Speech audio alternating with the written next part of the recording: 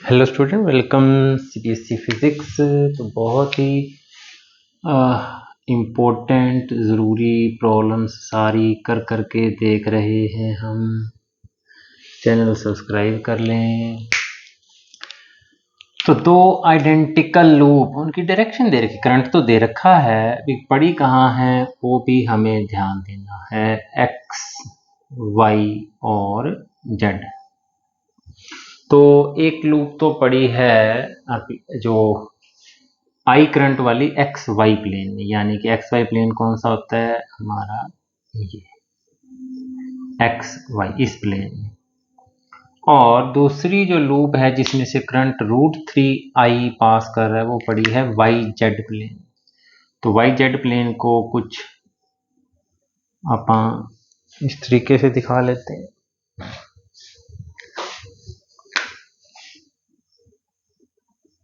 तो Y Z plane कुछ ऐसे हो गया, यानी कि इसकी एरिया वेक्टर की डायरेक्शन एक्स की तरफ हो जाएगी और इसकी जेड की तरफ हो जाएगी। तो हमारा जो रिजल्टेंट मैग्नेटिक फील्ड होगा वो जेड और एक्स के बीच में कहीं होगा, सेंटर पर। अगर इन दोनों का सेंटर भी यहाँ रखते हैं तो सबसे पहले तो हम जानते हैं बायोट-सैवर्ट्स लॉ से, क्या जानते हैं कि मैग्नेटिक फील्ड एट सेंटर क्या होता है बायोट-सैवर्ट्स लॉ से, कि जो सर्कुलर लूप होती है, सर्कुलर वायर, उसके सेंटर पर मैग्नेटिक फील्ड जो होता है μ0I/2r, आर जो कि इसकी रेडियस है। दोनों सेम रेडियस कैपिटल आर दे रखी है, करंट डिफरेंट है तो दोनों का मैग्नेटिक फील्ड अपन B1 और B2 कह देते हैं। μ0I एक केस हो गया और दूसरे केस में जो मैग्नेटिक फील्ड हो जाएगा μ0√3I/2r। तो अब हमें इनका रिजल्टेंट मैग्नेटिक फील्ड पता लगाना है। तो ध्यान से देखें बच्चे, अगर करंट एंटी क्लॉकवाइज फ्लो कर रहा है तो इसकी वजह से मैग्नेटिक फील्ड जो B1 मैग्नेटिक फील्ड है वो तो है एक्स एक्सिस की तरफ, और इसमें भी एंटी क्लॉकवाइज करंट मानना है अपन, उन्होंने डायरेक्शन दे नहीं रखी। तो जो एक्स वाई प्लेन में लूप पड़ी उसकी वजह से मैग्नेटिक फील्ड जेड डायरेक्शन की तरफ हो गया, यानी कि दोनों एक दूसरे पर 90 डिग्री पर हैं। जब भी दो वेक्टर एक दूसरे पर 90 डिग्री पर हों तो उनका resultant B1 square plus B2 square करके मिलेगा। तो μ0I/2r का स्क्वेयर प्लस μ0√3I/2r सारे का स्क्वेयर और सारा रूट के अंदर पड़ा है। तो μ0I/2r तो आ जाएगा बाहर और स्क्वेयर से रूट भी कट जाएगा। μ0I/2r आ गया बाहर, अंदर 1 का स्क्वेयर 1 ही होता है और √3 का स्क्वेयर 3 होता है।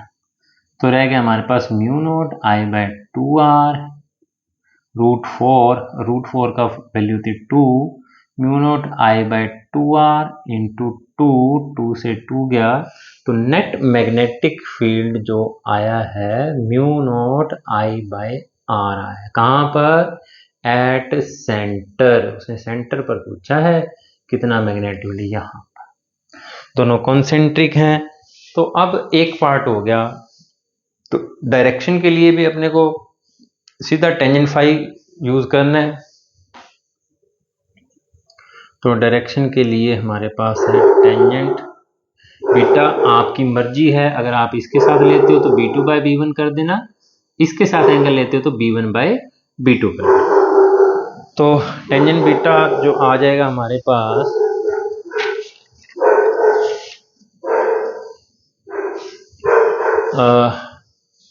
अगर मैं इसके साथ एंगल ले लूँ B1 के साथ तो मुझे लिखना पड़ेगा B2/B1, क्योंकि दोनों वेक्टर एक दूसरे पर परपेंडिकुलर हैं।